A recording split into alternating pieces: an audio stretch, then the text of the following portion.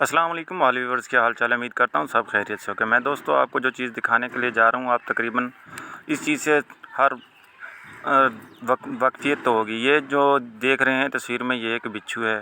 یہ بچھو زندہ میں نے پکڑے ہوئے ہیں، یہ 5 میں نے پکڑے ہیں۔ اس سے میں آپ لوگوں کو ایک ایسی چیز بتانے لگا ہوں، کیونکہ اکثر دیہات میں رہنے والے اور شہر میں رہنے والوں کو یہ ڈس ہی لیتا ہے، جس ڈسنے کی وجہ سے ان کے انسان میں زہر شدید پھیل جاتا ہے، اس کو شدید درد ہوتی ہے۔ دوستوں تو آپ ایسا کریں، ان بچھوں اگر کہیں آپ کو مل جائے تو آپ ان کو زندہ پکڑ لیں۔ زندہ پکڑنے کے بعد ان کو کسی بوتل میں پکڑ کر رکھ لیں۔ اس کا سب سے بڑا فائدہ یہ ہے کہ آپ ان بچھوں ہی سے ان کے بچھو کے کاٹنے یعنی زہر کی دوا بنا سکتے ہیں۔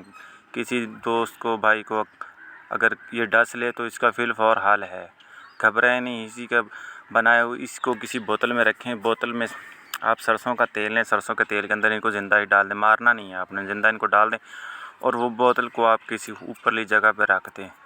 تو آپ مسلسل اس کو 30 دن وہیں پڑا رہنے دیں۔ اس پڑے ہوئے تیل کو روزانہ صبح آپ نے ہلا دینا ہے۔ ہلانے کے بعد اس کو وہیں اسی جگہ پہ رکھ دینا ہے۔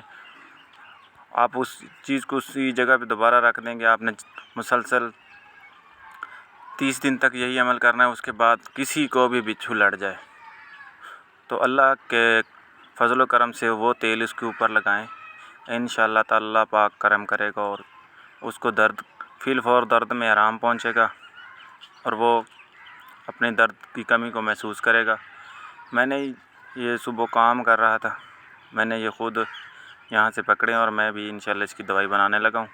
تو آپ دوست بھی اگر کہیں مل جائے تو پریشانی نہیں لینی، آپ نے بھی اس کی دوائی تیار کرنی ہے۔ یہ دیکھ لیں کتنے خطرناک بچھو ہیں۔ انہی بچھوؤں کے ڈسنے کی دوا بھی آپ خود تیار کریں۔ تو امید کرتا ہوں کہ دوست اس پر عمل کریں گے۔